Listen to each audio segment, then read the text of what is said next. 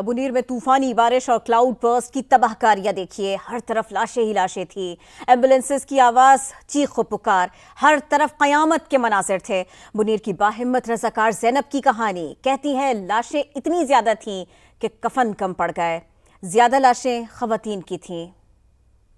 Ambulance की आवाज़ें आ रही थी और लाशें ही लाशें पड़ी हुई थी। और जब हम इमरजेंसी वार्ड में दाखिल हुई तो वहाँ पे खून और पानी आधा आधा इंच तक बह रही थी और वहाँ पे बहुत बुरा हालात था। और हमें हुक्म दिया गया कि आप लोगों ने 20 मिनट के अंदर अंदर 3 मियतों को गुस्ल देना है। वहाँ पर एक चीखो पुकार थी और ऐसा लग रहा था कि बस कयामत है।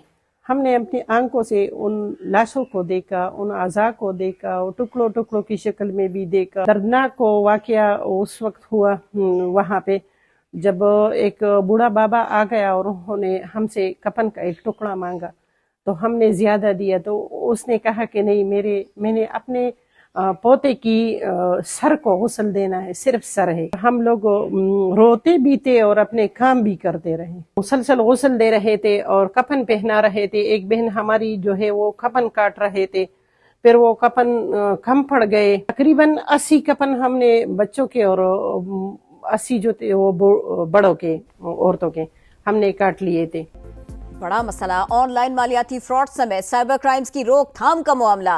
National cyber crime investigation agency ने हुकूमत को सिफारिशात इसी सिलसिले में पेश कर दी। मजीद जानेंगे। समा के deputy bureau chief Behzad Salimi हमें ज्वाइन कर रहे हैं। बहजाद सलीमी, क्या सिफारिशात पेश की गई? जी, मुल्क में बढ़ते हुए मालियाती फ्रॉड और जो इलीगल कॉल सेंटर हैं उनके वाक़या रूनुमा होने के बाद national cyber crime investigation agency ने ऑनलाइन मालियाती फ्रॉड समेत साइबर क्राइम्स की रोकथाम के लिए हुकूमत को सिफारिशात पेश की हैं। NCCIA ने इदारों के दरमियान मुश्तरका हिकमत अमली का मैकेनिज्म नागजीर करार दे दिया है और कहा है कि FIA, PTA, state bank, telecom operators में अदारा जाती हम आहंगी बढ़ाई जाए। और NCCI ने फ्रॉड नेटवर्क्स को तोड़ने के लिए मुश्तरका छापे और कार्रवाइयों की भी सिफारिश की है और कहा है कि तेज रफ्तार रिपोर्टिंग मैकेनिज्म, डिजिटल शवाहद महफूज करने के लिए निज़ाम कायम किया जाए। साइबर क्राइम की बरवक्त तहकीकात और कानूनी कार्रवाई को मुमकिन बनाया जाए और कवानीन को मौसर बनाने के साथ अदालती निज़ाम को भी जो तकाजे हैं उनसे हम आहंग किया जाए और मशकूक कॉल ट्रैफिक पैटर्न्स की निशानदेही और गैर कानूनी VoIP सेटअप ब्लॉक करने की तजवीज़ भी दी गई है। और मालियाती धोखाधड़ी में मुलव्वस कॉल सेंटर से जो नुकसान हो रहा है उसके तदारक के लिए भी इक़दामात तजवीज़ किए गए हैं। बहुत शुक्रिया, आपने इस बारे में बताया। स्वात में हालिया सैलाब के दौरान तालीमी इदारे मुतासिर हुए। जिला भर के मजमूई तौर पर 135 सरकारी स्कूल सैलाब की जद में आ गए। नुकसानात की तफसील बताएंगे समा के नुमाइंदे सैयद शहाबुद्दीन। जी शहाब। जी बिल्कुल, स्वात में हालिया सैलाब के दौरान तालीमी इदारों को भी बड़े पैमाने पर नुकसान पहुंचा है और महकमा तालीम के हुकाम के मुताबिक मजमूई तौर पर 135 स्कूल मुतासर हुए हैं, जिनमें लड़कों के 102 और लड़कियों के 33 स्कूल शामिल हैं। बेशतर स्कूलों में पानी दाखिल हुआ है, फर्नीचर को शदीद नुकसान पहुंचा है, जबकि रिकॉर्ड भी मुतासर हुआ है। जबकि मुतादिद स्कूल ऐसे हैं जिनकी इमारतों को जुज़वी नुकसान पहुंचा है, लेकिन अभी तक बहाली और सफाई का अमल शुरू नहीं किया जा सका है। हुकूमत की जानिब से 25 अगस्त तक तमाम स्कूल बंद कर दिए गए हैं क्योंकि मौसमी हालात ऐसे हैं कि दोबारा बारिशें हो सकती है, सैलाब का भी खतरा है, हाई अलर्ट कर दिया गया है। लेकिन अगर 25 अगस्त तक इन स्कूलों की सफाई नहीं की जाती तो उसके बाद तालीमी सिलसिला मुतासिर हो सकता है। वालिदैन का मुतालिबा है कि बरवक्त और फौरी तौर पर इक़दाम किए जाए, इन स्कूलों की सफाई भी की जाए और नया फर्नीचर भी फराहम किया जाए ताकि उनके बच्चों का तालीमी सिलसिला दोबारा शुरू किया जा सके। बहुत शुक्रिया, आपने अपडेट किया। बारिश और सैलाब ने कई ख्वाब चकनाचूर कर दिए। एक मुतासिरा लड़की ने अपनी तालीम अधूरी रह जाने का गम सोशल मीडिया पर बयान कर दिया। कहा, पहनने को कपड़े हैं न जूते, खाने को रोटी है न पीने को पानी, जाए तो जाए कहाँ। हमारे पास पहनने के लिए कपड़े तक नहीं है, एक ही कपड़े हैं हमारे पास जूते तक नहीं है, खाने के लिए रोटी नहीं है।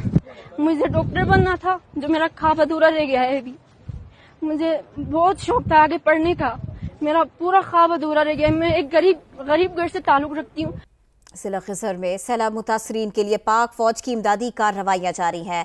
پاک فوج کے جوان نہ صرف ریلیف فراہم کر رہے ہیں بلکہ متاثرین کی مکمل بحالی کے لیے بھی دن رات کوشاں ہے۔ ضلع خزر میں گلیشیئر برسٹ کے نتیجے میں شدید سیلاب سے مقامی آبادی کو مشکلات کا سامنا کرنا پڑا۔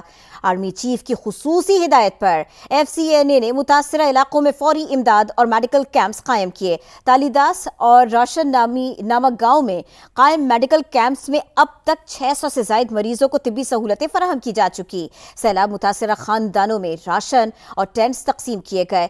علاقے کے عوام نے پاک فوج کی اس فوری اور عملی مدد کو زبردست خراج تحسین پیش کیا۔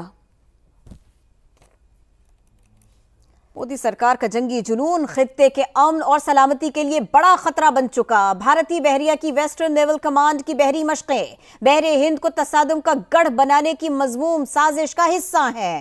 BJP حکومت کی جنگی پالیسی خطے کی ترقی اور استحکام کی راہ میں سب سے بڑی رکاوٹ بن چکی۔ بحر ہند میں بھارتی موجودگی اور آپریشنل صلاحیتیں بڑھانے کا مقصد بحر ہند کے پانیوں میں جنگی جنون کا زہر کھولنا ہے۔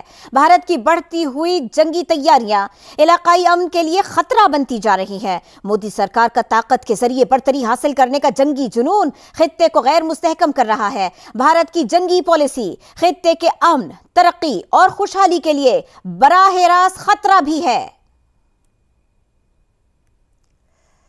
آگے بڑھیں، آپ کو بتائیں نائب وزیر اعظم اسحاق ڈار کا دورہ بنگلہ دیش۔ اسحاق ڈار کی امیر جماعت اسلامی بنگلہ دیش ڈاکٹر شفیق الرحمان سے ملاقات ہوئی۔ ڈاکٹر شفیق الرحمان کی صحت و سلامتی کے لیے نیک خواہشات کا اظہار کیا۔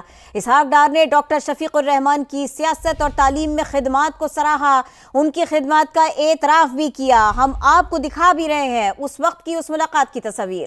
نائب وزیر اعظم اسحاق ڈار کا دورہ بنگلہ دیش۔ اسحاق ڈار نے امیر جماعت اسلامی بنگلہ دیش سے ملاقات کی۔